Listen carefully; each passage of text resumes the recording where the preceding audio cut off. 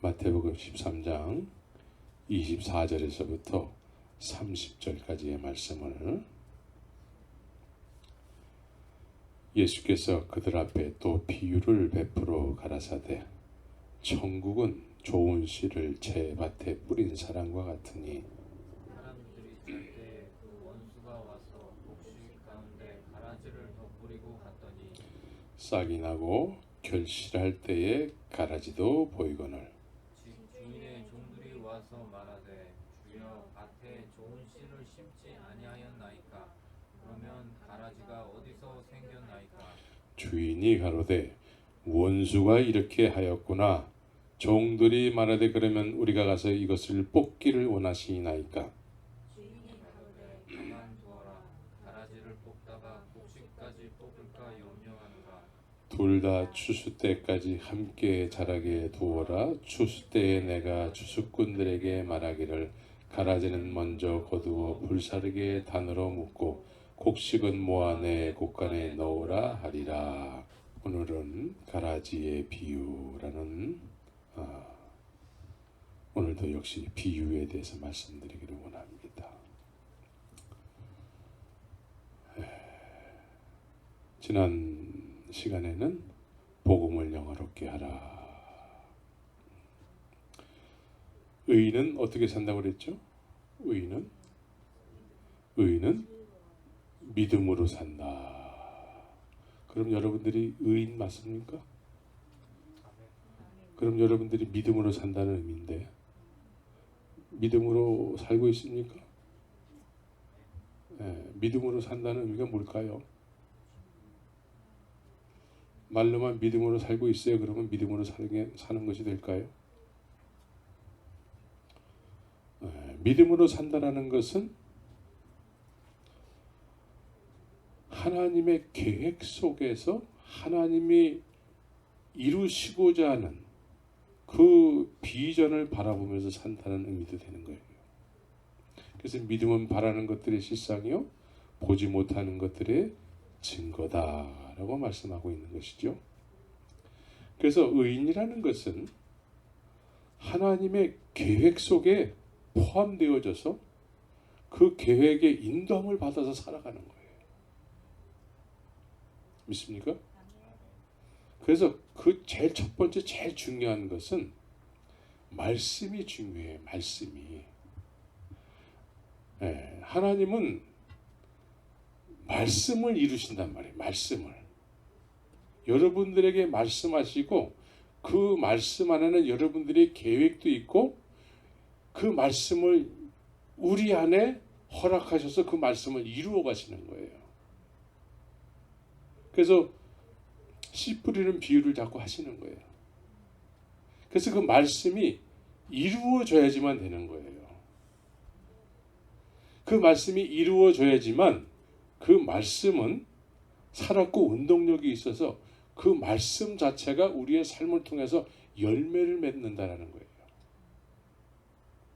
근데 예수님은 어떤 분이시죠? 예수님은 말씀이세요. 말씀. 태초에 말씀이 계시니라. 이 말씀이 하나님과 함께 계셨으니 이 말씀은 곧 하나님이라. 그래서 이 말씀이 우리 안에 거하는 것이 가장 중요한 믿음의 첫 번째예요. 그래서 예수님께서는 내 말이 너희 안에 거해야 되는데 너희 안에 거할 것이 없도다. 하나님의 말씀이 온전케 돼야지만 그 온전케 됐다라는 의미로다가 우리에게 뭘 허락하세요? 인을 친단 말이에요. 도장 빵 찍는단 말이에요. 내 계획이 이루어졌다라는 거예요. 믿습니까? 그래서 그것이 성령과 불로 세례를 줄 것이다 라고 말씀하는 거예요. 그래서 의인은 믿음으로 산다고 했을 때에 하나님의 계획을 쫓아서 살아가는 거예요. 그래서 예수님도 나를 따르라. 예수님을 따라가는 거예요. 따라가야지만 나를 향한 하나님의 뜻이 온전히 이루어지는 것이지요. 근데 오늘날 말씀은 관심도 없고 모르기도 하고 읽지도 않고, 그런데 성령은 다 받았다고 얘기한단 말이에요. 그러니까 성령은 받았다고 하는데 성령 받은 삶을 살지 못하는 거예요. 왜? 말씀이 이루어진 적이 없기 때문에 그래요. 말씀이 이루어져야 돼요. 그래서 그 말씀이 우리 안에서 생명이 돼서 이 생명의 말씀이 100배, 60배, 30배의 결실을 맺게 되는 것이죠. 그래서 주님께서는 비유로 말씀하시는데 들어도 듣지 못할 것이요. 참 이게 아주 어떻게 보면 무서운 얘기예요. 슬픈 얘기예요.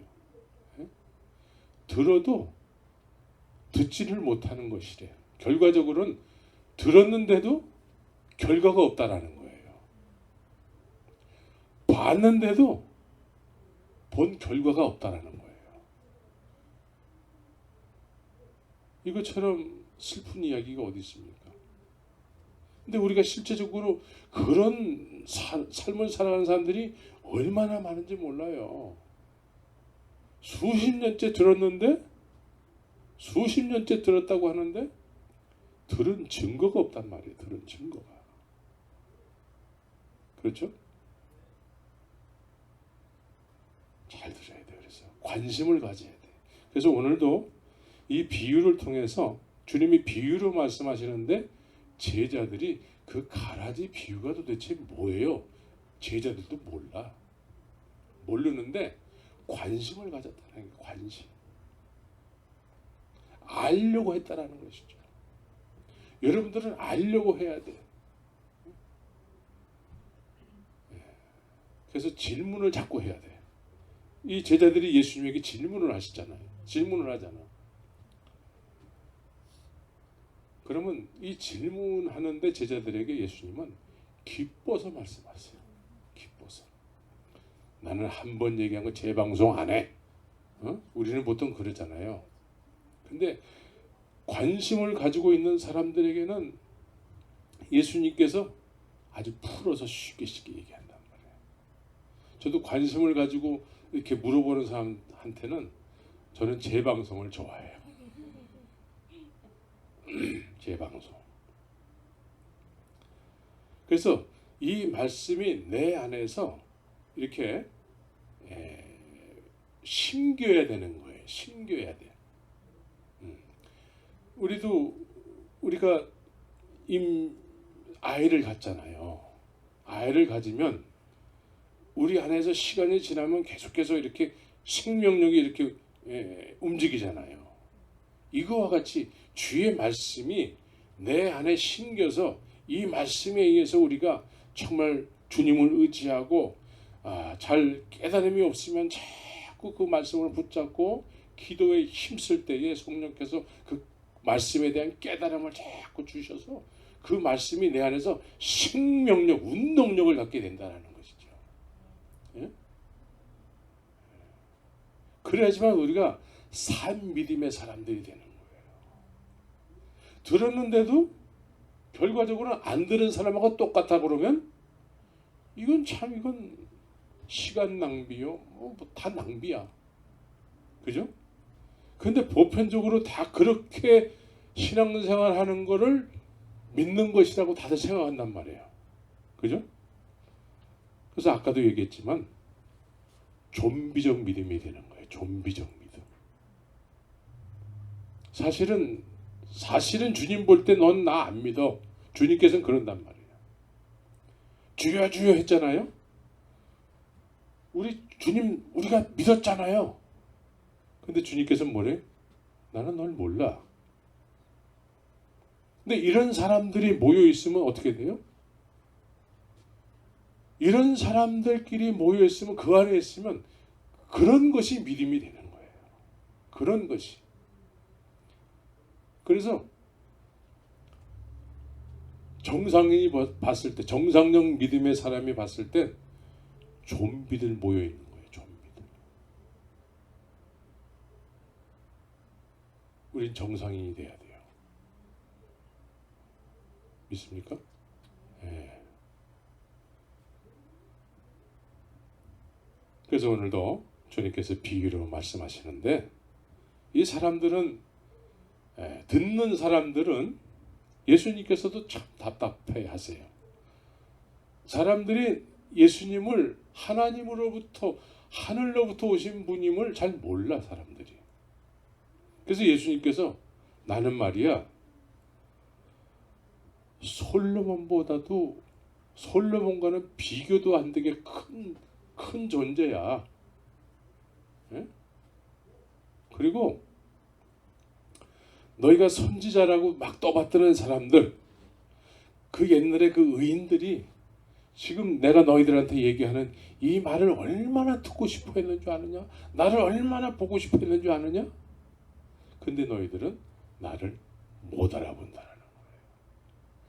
내가 솔로몬보다도 비교할 수 없을 정도로 큰 그런 난데 너희가 나를 그런 존귀한 나로 알지 못하고 듣기 때문에 듣고 잊어버린다는 것이죠. 여러분들은 예수님의 말씀을 정말 천금보다도 귀하게 여기시기를 예수님으로 축원합니다. 저는 아무것도 아니에요. 저는 아무것도 아닌데 이 자리에서 주의 말씀을 전할 때는 주님이 말씀하시는 것처럼 하려고 노력을 해요.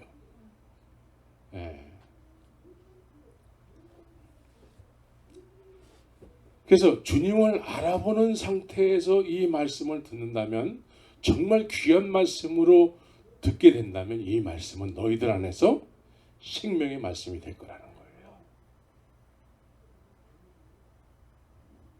깨달음이 없을지라도 거기에 관심을 갖게 된다는 것이죠. 저는 학교 다닐 때 말이 없었어요. 공부를 잘 못했어요. 공부 잘하는 애들은 매일 질문을 해. 근데 말이 없어가지고 몰라도 아는 채. 사실은 몰라. 그러니까 공부 못하지. 시험 보면 뭐 뒤에서 했단 말이죠. 뒤에서. 잘했을 때가 중간 정도 됐을 때야. 중학교 때. 그러니까 몰라도 모르는 거에 대해서 그거를 정상으로 여기면서 그냥 넘어가. 알려고 하질 않아. 늘 몰라왔기 때문에. 그러니까 보통 그런 애들이 공부를 못해요. 모르는데 아는 척하니까. 그러니까 모르면 질문을 해야 될 거 아니에요. 근데 늘 내성적이 돼가지고 그냥 말을 아꼈어.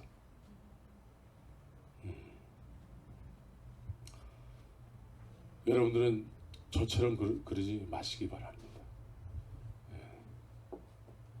말을 좀 아끼면 안 돼. 말을 좀 많이 했으면 좋겠어.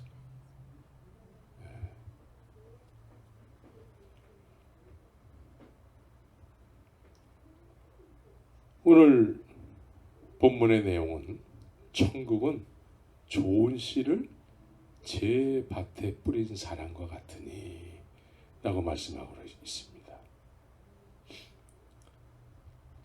좋은 씨는 천국의 아들들이라고 이렇게 예수님께서 이렇게 풀어서 이렇게 설명을 해 놓으셨어요. 그래서 성령은 한 분이시기 때문에 천국의 아들들, 딸들은 성령에 의해서 서로를 이렇게 존중해주고 남을 나보다 높여주고 또 이렇게 관심을 가져주고 천국에 속한 사람들의 속성이 보통 그래요. 그러니까 성령은 한 분이시잖아요. 성령에 의해서 천국의 아들, 딸들이 되는 것이죠. 그래서 천국은 좋은 씨를 제 밭에 뿌린 사람과 같다라고 말씀하고 계신데 그런데 사람들이 잘 때에 좋은 씨만 이렇게 뿌려졌는데 사람들이 잘 때에 그 원수가 와서 곡식 가운데 가라지를 뿌리고 갔대요. 그러니까 원래 성령에 의해서 천국에 속한 사람들은 다 살아가는 모습이 다 비슷비슷해요. 겸손하고, 저처럼 겸손해 보이잖아 제가. 웃는 의미는 뭘까?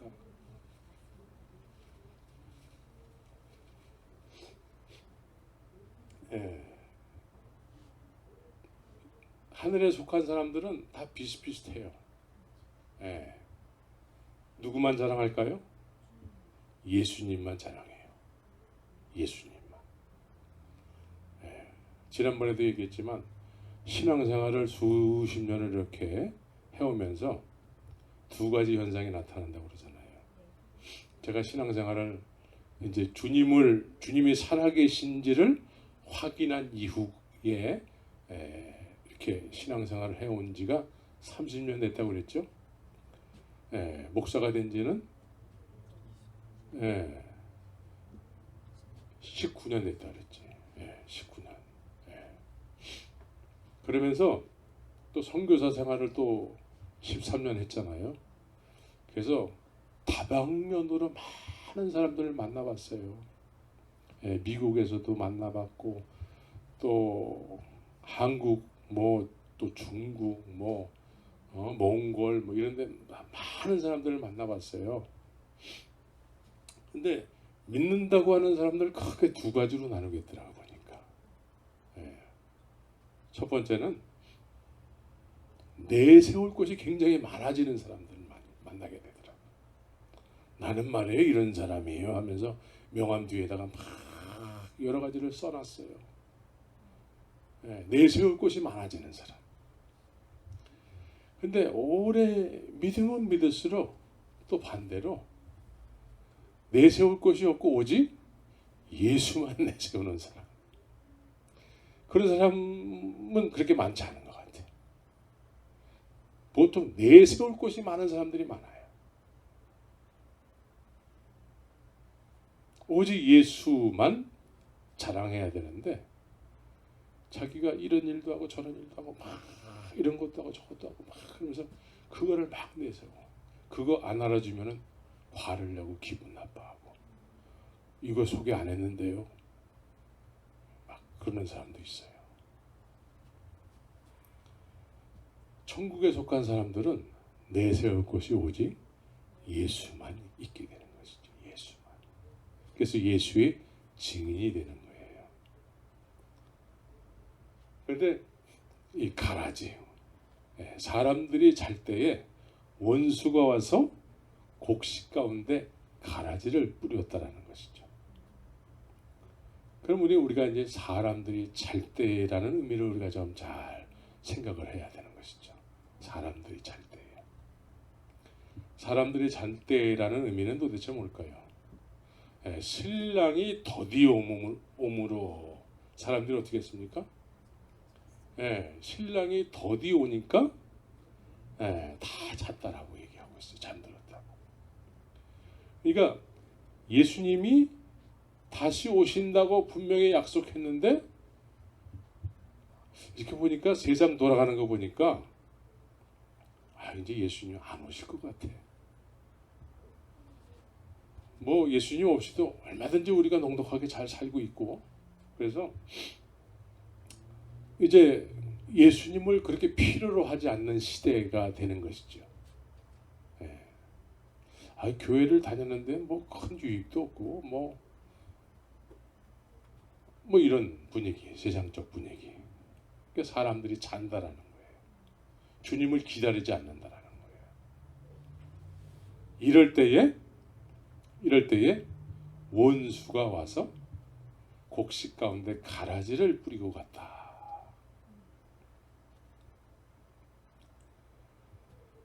그러니까 사람들이 잘 때에 나타나는 현상은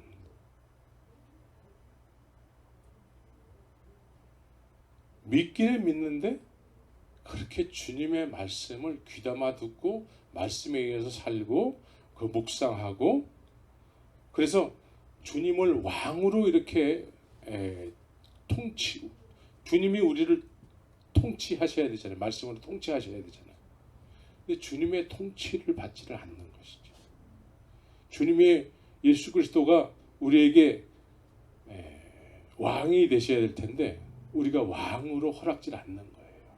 삶 속에서 믿기는 믿는다고 얘기하지만 실제적으로는 주의 말씀을 그렇게 크게 관심 없어 하는 것이죠. 그래서 자기 중심적으로 이렇게 살아가는 거예요. 예배당은 다니는데 속은 말씀에 별로 관심이 없어 하는 것이죠. 이런 사람들을 성경은 보통 뭐라고 얘기해요? 겉으로는 믿는데 속은 딴 생각 품고 살아가는 사람들. 신약 성경에서 제일 많이 나오는 단어 있잖아요. 바리새인, 사두개인, 뭐 이런 사람들. 바리새인과 사두개인의 차이는 뭐냐면 바리새인은 그래도 영적인 세계를 인정을 해요. 근데 사두개인은 공산주의자들 같이 영적인 세계를 인정을 안 해요. 보이지 않는 것을 인정을 안 해요. 그래서 마태복음 16장 1절에서부터 4절까지 이렇게 내용을 보면은 바리새인과 사두개인이 예수님께 나와 예수님을 시험하면서 이렇게 얘기를 해요.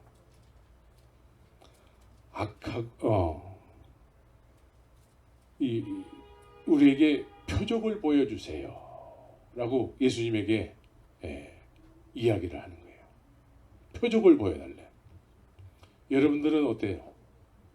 표적 보기를 원합니까? 아닙니까? 표적 보기를 원하잖아요. 근데 예수님께서 뭐라고 말씀하세요? 악하고 음란한 세대가 표적을 보기를 원한대. 악하고 음란한 세대가. 그러면서 예수님께서 말씀하시는 것은 나는 내가 사람들 모두에게 보여주길 원하는 표적은 뭐냐면 요나의 표적이야. 요나의 표적이 뭔지 아세요? 요나가 물고기 뱃속에 들어갔다 나온 거잖아요. 그것처럼 내가 십자가에서 죽고 3일 만에 부활할 거야. 이게 내가 모든 사람들에게 보여주길 원하는 표적이라는 거예요. 그런데 악하고 음란한 세대, 사람들이 잘 때 사람들이 보기를 원하는 표적은 뭘까요? 이런 거를 마귀가 틈탄다라는 거예요. 이런 거를. 악하고 음란한 세대가 자꾸 신비한 어떤 표적을 보기를 원해요. 그런데 또 악하고 음란한 세대는 사람들이 잠잘 때라는 거예요.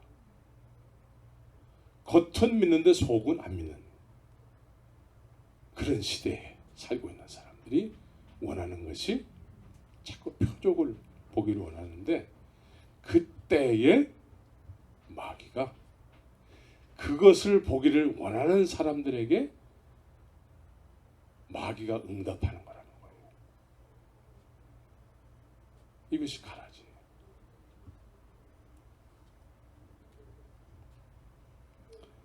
표적 나타나기를 기대하는 사람들에게 마귀가 가라지를 뿌린다라는 거예요.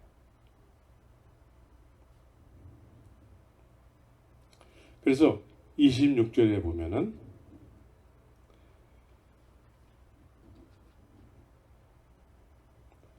싹이 나고 결실할 때 가라지도 보이거늘 그렇게 얘기하고 있습니다.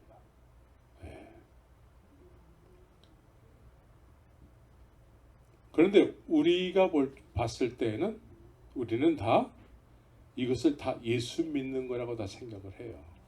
예수 믿는다라는 어떤 개념 속에 다 있는 거라고 생각을 해요. 그래서 가라지도 곡식도 계속해서 시간이 지나면 결실기가 되면은 무르익는 거야. 이거 가라지도 이거야. 곡식도 있고 가라지는 더 가라지 되는 거야. 이거요. 그래서 종들이 저 가라지를 뽑을까요?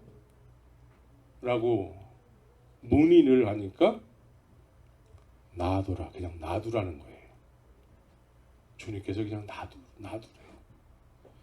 이게 참 무서운 거예요. 이 잘못됐는데 잘못된 걸 그냥 놔두라는 거예요.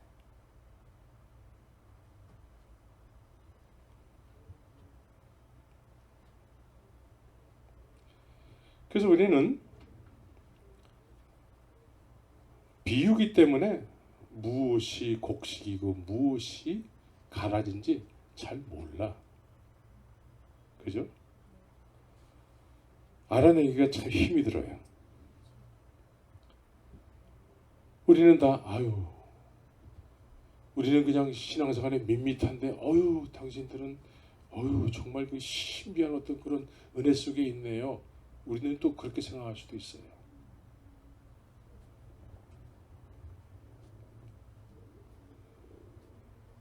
그래서 가라지는 사람들이 잘 때 뿌려진 것이죠. 그러니까 정상적으로 뿌려진 것이 아니라는 얘기죠. 가라지는 악하고 음란한 세대가 구하는 표적일 수 있다는 것이에요. 그래서 41절에서는 그 나라에서 모든 넘어지게 하는 것과 또 불법을 행하는 자들이라고 딱 정죄를 해놨어요. 41절에서 13장 41절에서 이 가라지는 그 나라에서 모든 넘어지게 하는 것이래요. 불법이래요. 불법. 그래서 이런 가라지들의 속성은 대충 그냥 우리가 정확하게 알 수는 없지만 대충 특징이 자기들만 특별하다고 생각을 해요. 자기들만 특별하다. 모두 다 잠자는 시대에 우리들은 특별하다. 어떤 신비한 어떤 그런 어떤 주관적인 체험도 있을 수 있어요. 체험이 다 나쁜 게 아니에요. 우리에겐 체험이 있어야 돼. 그런데 그 체험이 본질에서 벗어났는데도 그 벗어난 것을 본질로 여기게 하는 거. 이게 미혹되는 거예요. 미혹이라는 것은 본질에서 벗어난 것들을 본질로 여기게 하는 거예요. 그래서 예수님께서 마태복음 24장에서 마지막 때에 나타나는 현상들에 대해서 말씀을 하고 있는데 이때에 예를 들어서 이제 마태복음 24장 24절에서는 거짓 그리스도들과 거짓 선지자들이 일어나 큰 표적과 기사를 보이게 된대요. 그래서 할 수만 있으면 택한 자들을 미혹하리라. 미혹을. 그러니까 우리는 본질이 있습니다. 본질이 뭐예요? 주의 말씀에 의해서 주님께서 나를 위해서 이루시고자 하는 온전한 뜻 있지 않습니까? 그래서 그것이 어디서 완성됩니까? 십자가를 통해서 완성되는 거예요. 십자가를 통해서. 그런데 그래서 사도 바울은 나는 이제 십자가의 복음 이외에 다른 것은 알지 않기로 작정을 했다라고 얘기한단 말이죠. 십자가 복음만이 나의 전부라는 거예요. 여러분들도 그렇죠? 예, 여러분들도 그래야 돼요.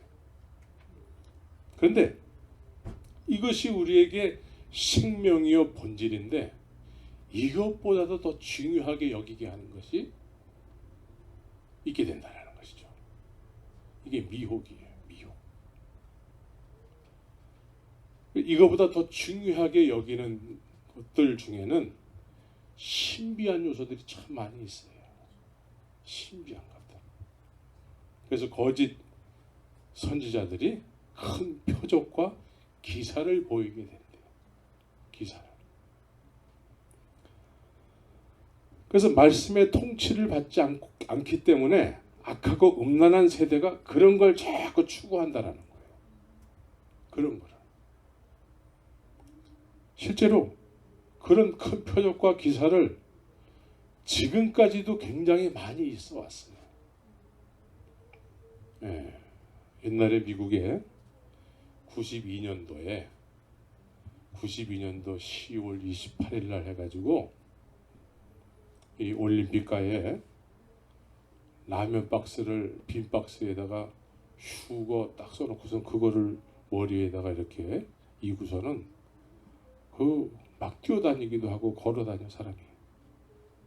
그리고 집단 생활을 하고 이 사람들이 그때 대단했어요. 보셨죠 그때? 네, 그때 대단했어요. 92년도에 미국 방송국까지 그때 어디 육가인가 거기에 중계를 했어요. 중계 그 시간 진짜 휴고가 있는 날. 근데 그때 그 사람들이 신비한 거 다 봤어요. 막 하늘로 올라가 가지고 막 보고 막 그랬어요.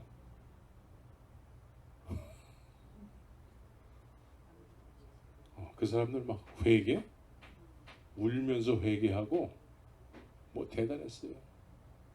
방언 다 했어요.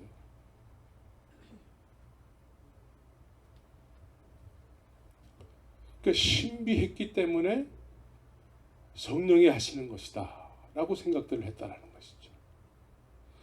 우리 성경 안에는 이런 신비한 요소들이 있지만 그것이 본질이 아니라는 거예요.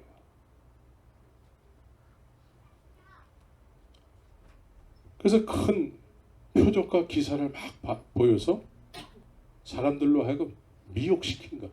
이게 진짜 믿는 거야 라고 하면서 십자가의 도에서 자꾸 이렇게 벗어나서 십자가의 도가 멸망하는 거예요. 자꾸 가야 될 길에서 자꾸 벗어나는 거예요.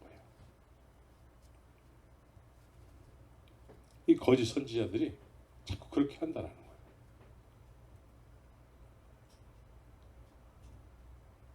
그래서 이런 분들은 이런 것을 주관하는 어떤 그런 거짓 선지자에 속한 사람들은 대체적으로 신비한 것을 막 행하기도 하고 하면서 대체적으로 우리가 구별할 수 있는 것이 1인칭을 자주 써요. 1인칭. 내가 말해요. 하나님이 나에게. 이런 1인칭을 주로 많이 사용을 해요. 그런 다음에 따라오는 것이 돈. 중요한 요소가 또 돈이에요. 돈. 하나님께서 이런 돈을 준비하라고 했다. 1인칭을 사용하고 주로 돈을 이제 이야기하게 되는 것이죠. 이런 사람들은 피해야 돼요, 여러분들이. 신비하다고 해서 막 다 쫓아가면 안 되고, 신비하다고 해서 그게 다 성령이 하는 게 아니고 미혹의 영이 하는 거예요. 미혹의 영. 미혹의 영. 그래서 디모데전서 4장 1절 2절 이렇게 보면은 성령이 밝히 말씀하시기를 후일에 어떤 사람이 믿음에서 떠나 미혹해 하는 영과 귀신의 가르침을 받으리라 그래요.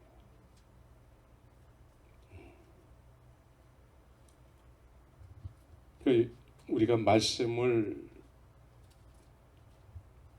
제대로 잘 묵상도 안 하고 관심도 없고 하면은 이것은 악하고 음란한 세대 속에 그냥 속해버리는 거야. 그래서 자꾸 표적을 구하게 된다는 거야. 표적. 응? 그러면 그 표적을 막 보게 되면 그거를 잘 믿는 거라고 또 생각을 해 스스로들이. LA에도 그런 사람들이 꽤 있어요. LA에도. 이 미혹해야 된다는 것은 본질을 또 모르기도 하고 본질을 모르기 때문에 비본질을 본질로 하는 거야. 이런 사람들이 있습니다. 최근에 어떤 사람이 혹시 여러분들도 들어봤을 수 있어요.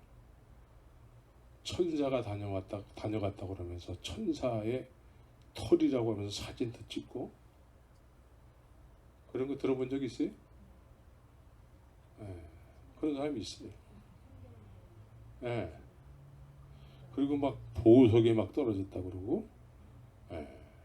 또 제가 직접 제 앞에서 본 건데 이 입안에 이 아말감을 이렇게 떼우잖아요. 그게 금으로 변해가지고 번쩍번쩍하는 걸 내가 직접 보기도 했어요. 이런 것이 십자가 복음과 무슨 관계가 있죠?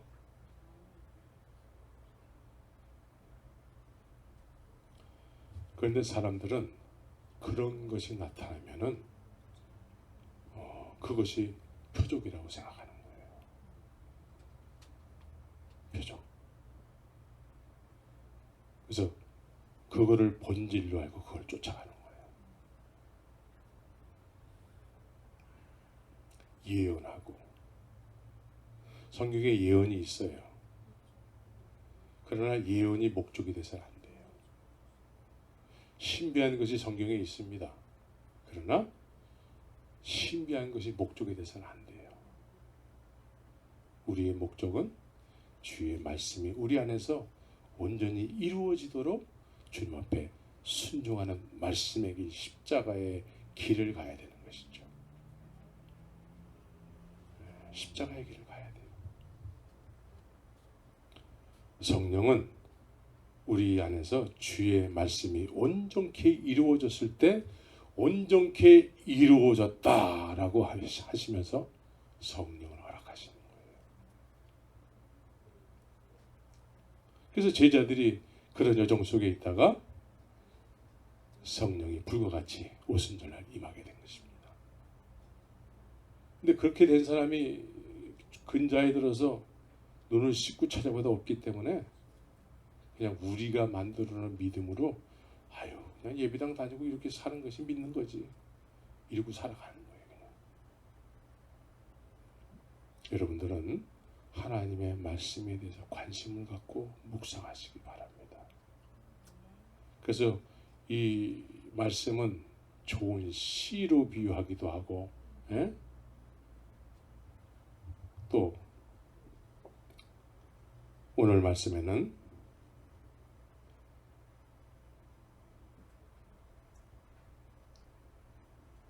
천국의 아들들,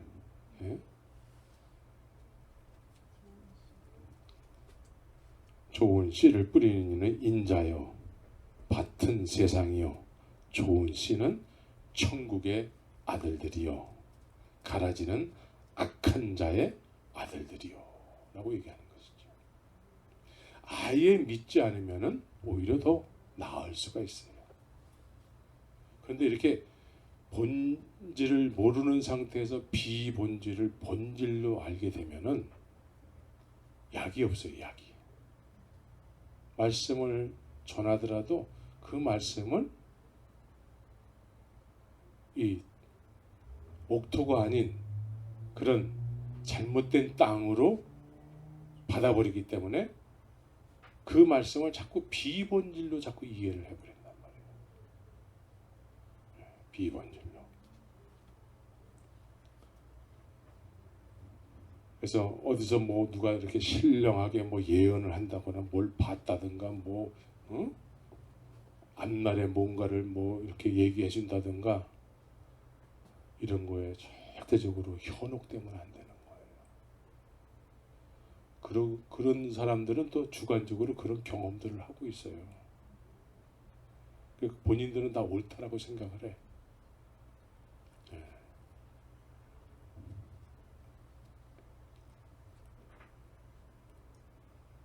제자들이 이제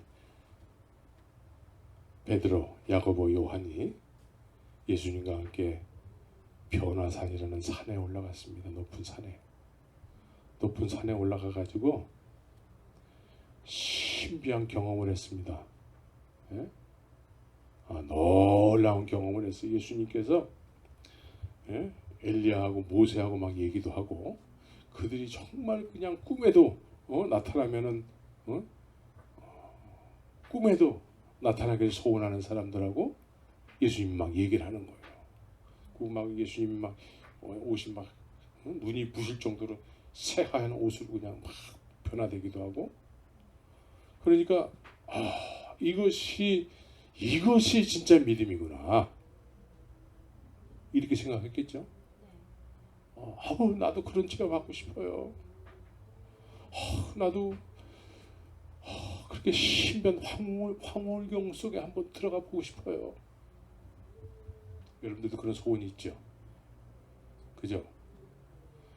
근데 그 사람들이 그런 그 놀라운 신비한 우리 그런 신비한 속에 들어갔다가 나와가지고 얘기해도 우리는 믿을 수가 없죠. 예? 우리가 경험 못하게 봤기 때문에. 그래서 그런 경험을 하면은 막 그것이 진짜 본질인 줄 알고 막 얘기를 한단 말이에요.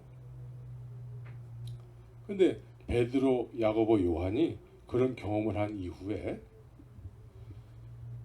결과적으로 그 경험을 해가지고 그 결과가 뭐였냐면은 뭘까요? 하늘에서 이제 그 베드로, 요한, 야고보에게 말씀을 했는데 그런 신비한 황홀경 속에서 너희는 저의 말을 들을지어다. 말씀을 들으라는 거예요. 말씀을 들으래. 이 사람들은 그런 황홀경 그 놀라운 신비함 속에서 우리가 여기에 초막셋을 짓고 여기서 그냥 살겠어요. 이게 우리의 믿음의 본질이지요. 우리 이런 거 원했어요. 그런데 하늘에서 소리가 있기를 너는 저의 말을 들을지다. 예수님의 말을 들으시. 믿습니까? 우리의 본질은 예수님의 말씀을 듣는 거예요. 예수님의 말씀을 듣는 거예요. 믿습니까?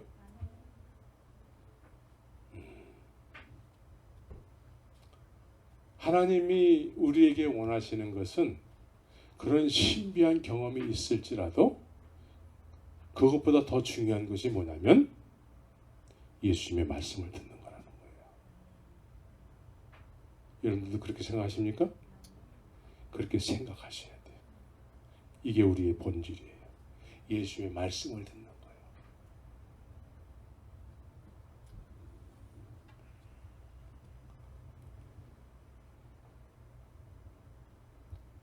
사도 바울이 신비한 경험을 한 사람으로 치면은 사도 바울을 쫓아갈 사람이 없어요. 예? 사도 바울 하면은 뭐 죽은 자도 살리고 뭐 여러 가지 이 사람은 실제적으로 예수님을 직접 쫓아다녔던 12명 속에 들어가지가 않는단 말이에요. 오히려 우리하고 똑같을 수가 있어요. 나중에 다메섹에서 예수님을 경험하게 된 것이죠. 우리도 믿음으로 그런 경험을 할 수 있는 것이죠. 그래서 신비한 일들이 많이 일어났는데 3층전까지 갔다 왔다는 거예요. 3층전이 어딘지 잘 모르겠어요. 저도 안 가봐서 모르겠어. 예? 안 가봐서 잘 모르겠는데 하여튼 거기서 형용할 수 없는 말들을 들었대요. 예. 형용할 수 없는 말들을 막 들었는데 자기는 그런 거를 얘기하면은 너무나 많다라는 거예요. 너무나 많은데 그거 얘기하지 않겠다라는 거예요. 왜? 지나치게 할까 봐. 왜? 그게 본질이 아니기 때문에. 그러면서 사도 바울은 뭐라고 얘기해요? 고린도서 2장에서 나는 오직 십자가의 도 이외에는 다른 거는 알지 않기로 작정을 했다. 이게 본질이라는 거예요. 그럼 여러분들에게 이제 주님께서 여러분들에게 가장 하셨던 일 중에 가장 놀라운 일이 뭘까요? 하나님께서 여러분들에게 가장 인생에 있어서 가장 놀라운 일이 뭐예요?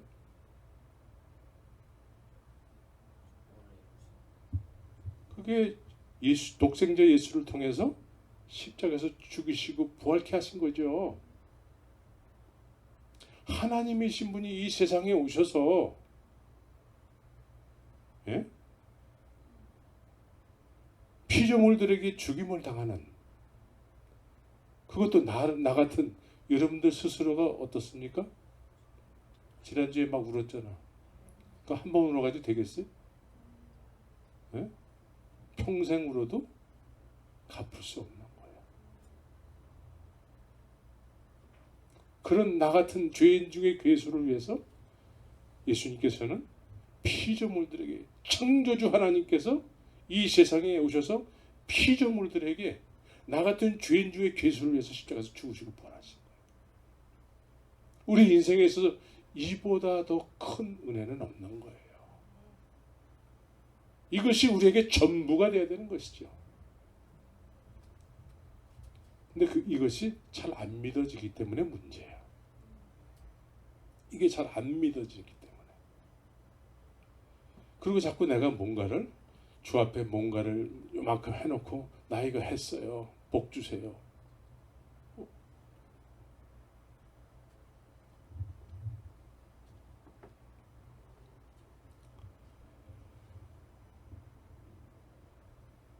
우리의 본질은 십자가 복음이어야 됩니다. 여기에서 다 벗어나서 어떤 신비한 것을 쫓게 되고 그것을 본질로 여기게 되는 순간에 아까도 얘기했지만 바리새인들이 악하고 음란한 세대가 표적을 구하는 거에 대해서 마귀가 그 악하고 음란한 세대가 구하는 것을 마귀가 응답하는 거예요. 마귀의 응답을 하나님의 응답으로 착각하고 살아가는 거예요. 최근에도 내가 그런 사람들 봤어요. 우리는 하나님의 말씀을 깊이 묵상해야 되는 것입니다. 우리는 십자가 복음 이것이 나의 자랑이 되어야 되는 것이죠. 자랑이 되어야 돼. 이것이 자랑이 되기 위해서는 내가 거기서 십자가에서 주님 죽으실 때 나도 죽어 마땅한 주인 중에 괴수로 느껴지고 여겨져서 진짜 회개하는 사람이 연합된 죽음을 통해서 연합된 부활의 생명으로 새 생명으로 거듭나게 되는 것이죠.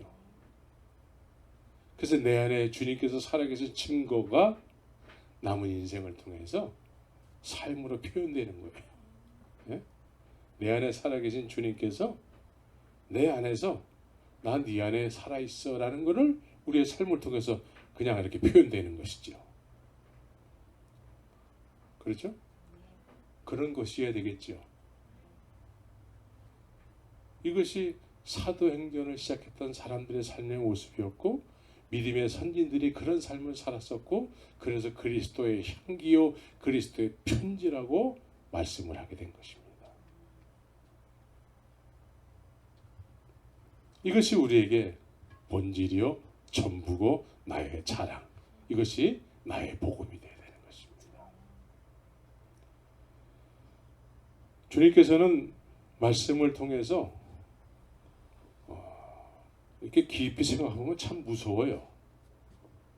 무섭다고 말씀이. 비유로 얘기하시는 그 목적이 저 사람들에게는 내가 들려줘도 깨닫지를 못하기 때문에 난 저 사람들에게 알리지 않기로 작정을 해서 내가 비유로 얘기하는 거야.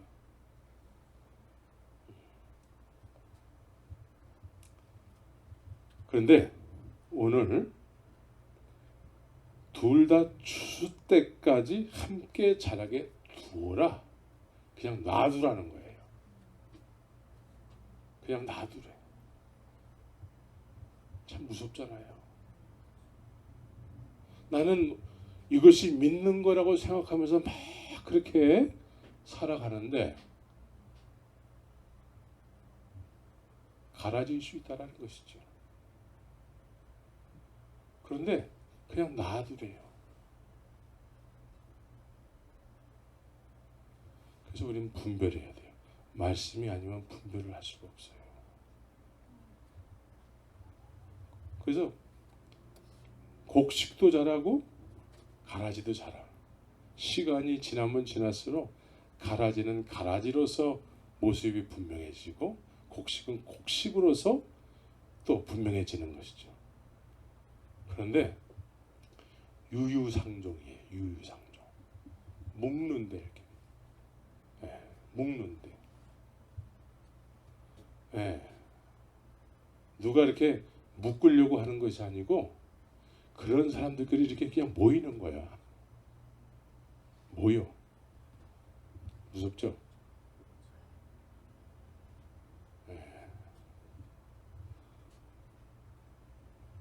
가라지는 가라지대로 묶고 곡식은 곡식대로 묶이는 거예요. 들을 게 있는 자가 듣는 거예요.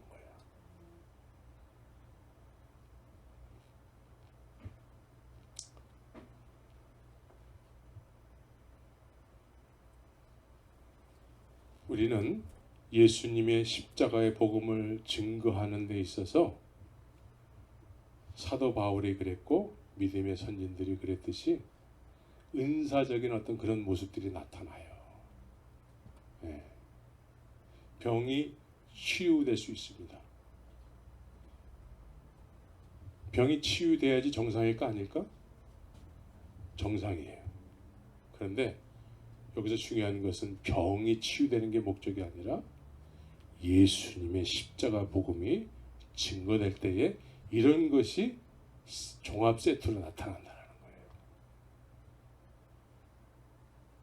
십자가 복음입니다. 우리가 이렇게 묶여야 될 이유가 있다면 십자가 복음으로 묶이는 거예요. 믿습니까? 이 십자가 복음 안에는 신비적인 것들이 있어요. 방언도 할 수 있고 예언도 할 수 있고 그런데 다 주님의 영광을 위한 것이죠. 그것이 목적이 아니라 십자가 복음, 예수 그리스도의 십자가 복음이 증거되는 데 있어서 이런 것들이 병행해서 나타날 수 있는 것이죠. 저도 선교사 생활할 적에 병도 고쳤어요. 신비한 일들이 많이 있었어요. 근데 지나치게 할까봐 제가 막 자제를 한 적이 있어요.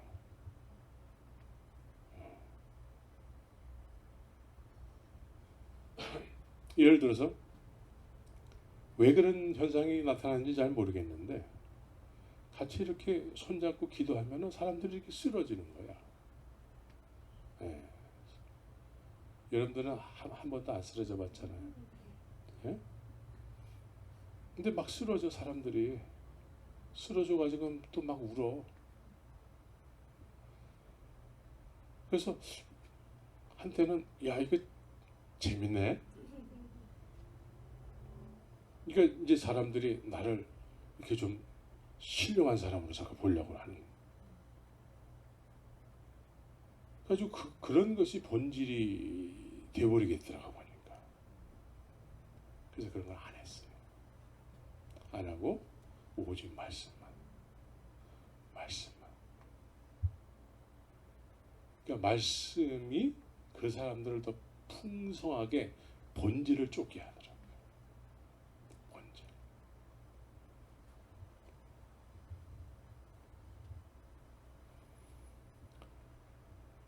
우리는 미혹을 받으면 안 되는 거예요. 예? 미혹이라는 것은 아까도 얘기했지만 본질에서 벗어나는데 본질에서 벗어난 것을 본질로 생각하는 거예요. 아주 쉽게 우리가 거기에 빠질 수 있습니다. 아주 쉽게. LA에 그런 사람들이 꽤 있어요. 꽤 있어. 그래서 은사가 목적이 되어버리는 거야. 신비주의는 신비한 것이 목적이 되는 거예요. 아까도 얘기했지만 신비한 것으로 따진다면 변화산에서 베드로, 요한, 야고보가 체험한 것처럼 그런 신비한 것이 어디 있겠습니까? 사도 바울이 삼천천까지 갔다 오는 그런 신비한 것이 그거 이상으로 신비한 것이 어디 있겠어요? 그런데 하늘에서 하나님께서 너희는 그리스도 예수 그리스도의 말씀을 들으라. 저의 말을 들으라. 말을 듣는 거야. 말을 듣는 게 본질이야. 십자가 복음을만을 아는 것이 본질이야. 이 복음은 하나님께서 세상에 오셔서 만든 거예요. 사람이 소설 쓰듯이 만든 것이 아니고 하나님이 독생자 예수 그리스도로 오셔서 이 세상에서 직접 만드신 거예요. 그래서 이 복음에는 복음 자체가 능력이에요. 그래서 우리가 복음을 소유했을 때는 이 십자가 복음을 증거할 때에 이런 놀라운 어떤 신비적 요소들이 나타날 수 있는 것이죠. 그러나 우리는 그게 목적이 아니야. 오직 십자가. 나에게 있어서 주님께서 가장 큰 은혜라고 여기게 한다면 독생자 예수 그리스도를 나 같은 죄인을 위해서 십자가에서 죽이시고 부활케 하신 일이죠. 이거 이상의 다른 어떤 은혜가 있다 그러면 그것이 잘못된 거예요. 그것을 쫓는 것이 가라지예요. 오직 예수 그리스도 십자가. 우린 그 십자가의 도가 멸망돼서는 안 되는 것이죠.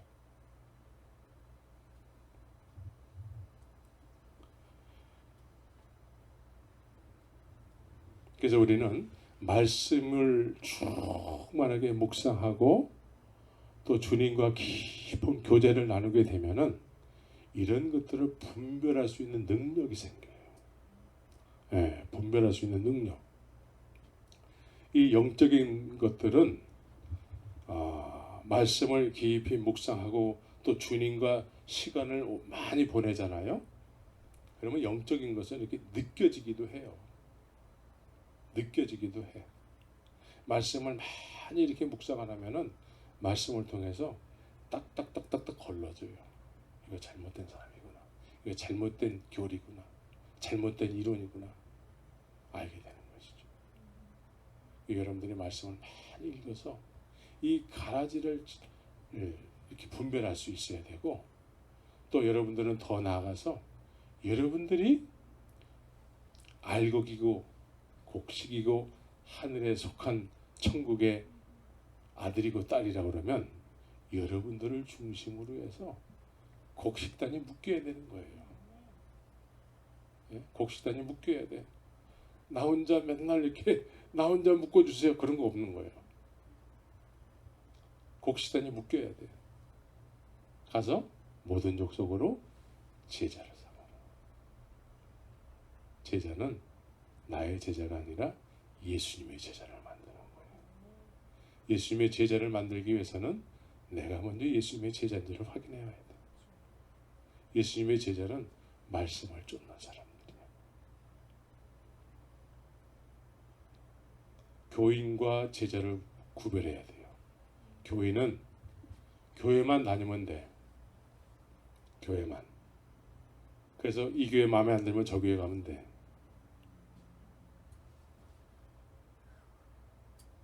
주님이 원하는 것은 교인이 아니에요. 제자예요. 제자가 돼야 돼요. 제자. 말씀을 따라야 돼요. 네.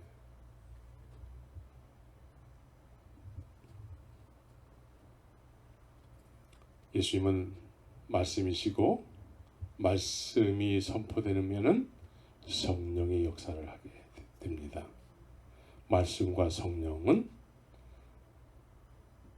나에 대한, 우리에 대한 하나님의 온전하신 뜻을 이루시게 되는 것이죠.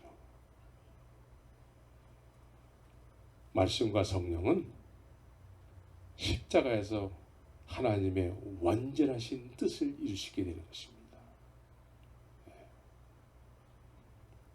나에 대한 말씀과 성령께서 십자가를 통해서 완전히 이루시면은 우리는 온전케 되는 것이죠.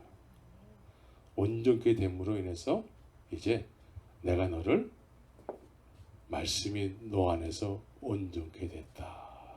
이제 너는 예수 그리스도와 함께 죽고 예수 그리스도와 함께 연합된 부활체다.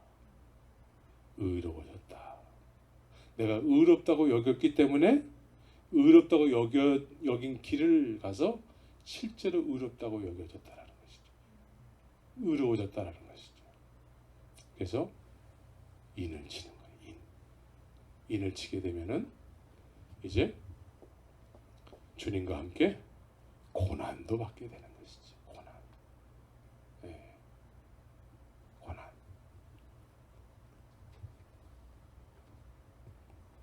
그래서 보혜사 성령께서 영원토록 우리 안에 거하셔서 남은 인생을 오직 주님의 영광을 위해서 살게 되는 것입니다.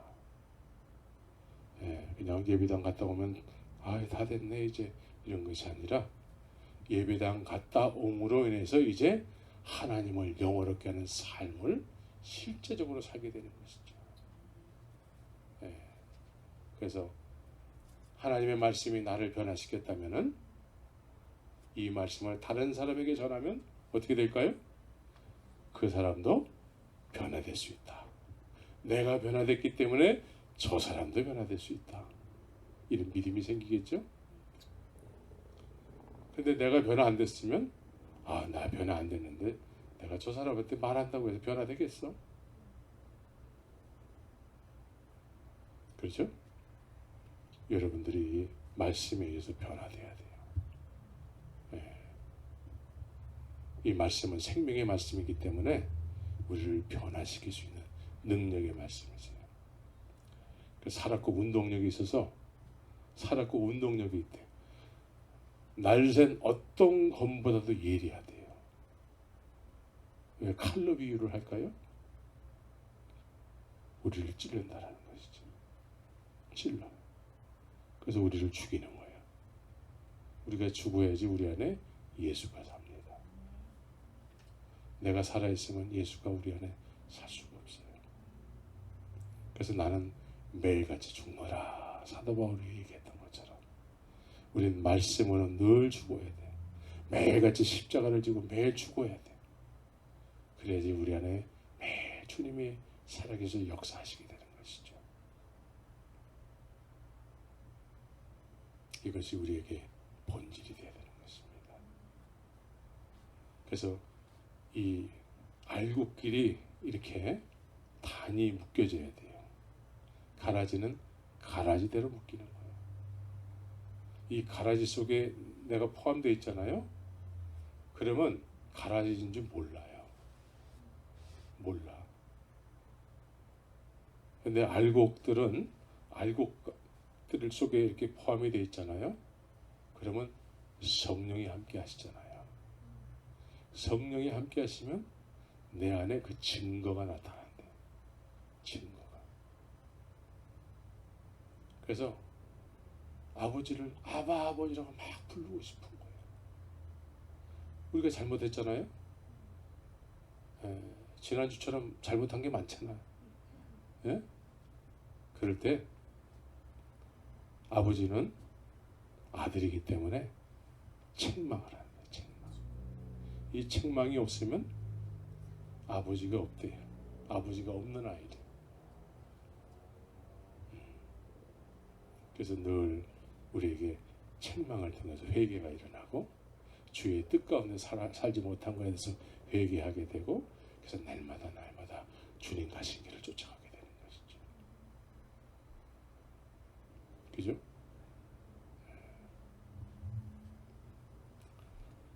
그래서 우리는 오늘 비유를 통해서 가라지 쪽에 서 있으면 안 되는 것이죠. 가라지는 뭐라고 그랬습니까? 악하고 음란한 세대가 구하는 표적이라고 얘기했습니다. 그 표적을 자꾸 구하잖아요. 그럼 그런 사람들이 나타나. 또 그런 것을 막 원했기 때문에 그런 무리 속에 내가 포함이 되어버리는 거예요. 그런 무리 속에 내가 자연스럽게 들어가. 내가 얼마나 갈급했는지 몰라요. 그러면서 그 무리 속에 들어가는 거예요.